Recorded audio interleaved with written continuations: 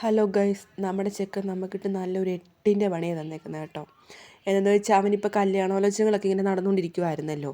അപ്പം നല്ല നല്ല കുടുംബത്തിൽ നിന്ന് ആലോചനകളൊക്കെ വന്നിട്ടുണ്ടായിരുന്നു. അങ്ങനെ ഏകദേശം ഒന്നിങ്ങനെ സെറ്റായിട്ടൊക്കെ ഇരിക്കുമായിരുന്നു. ഇപ്പം നമ്മൾ അങ്ങനെ മാട്രിമോണിയിലൊക്കെ പരസ്യമൊക്കെ കൊടുത്തിട്ടാണ് ഇങ്ങനെ ആലോചന വന്നത്. ആ സമയത്താണ് നല്ലൊരു പണി നമുക്കിട്ട് കിട്ടിയിരിക്കുന്നത്.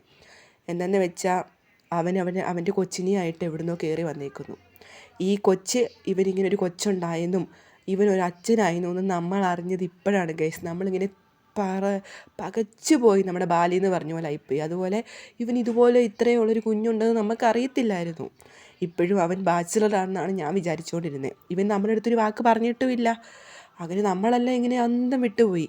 അപ്പോൾ ഇപ്പം നല്ലൊരു ആലോചനയൊക്കെ വന്നിരിക്കുമായിരുന്നു.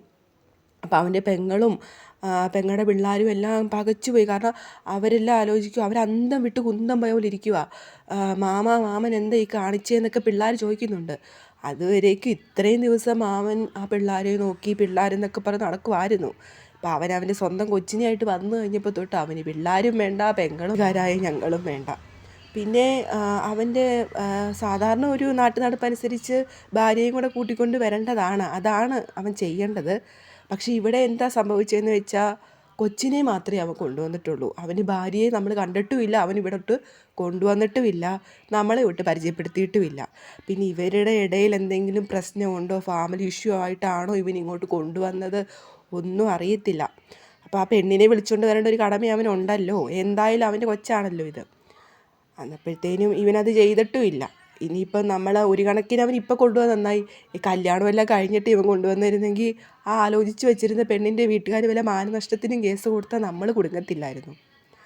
അപ്പം ഇങ്ങനെ ആയപ്പോഴേ ഇപ്പം അവരോട് ഇനിയിപ്പോൾ ഞങ്ങൾ എന്ത് പറയുമെന്ന് ആലോചിച്ചുകൊണ്ടിരിക്കുന്നത്.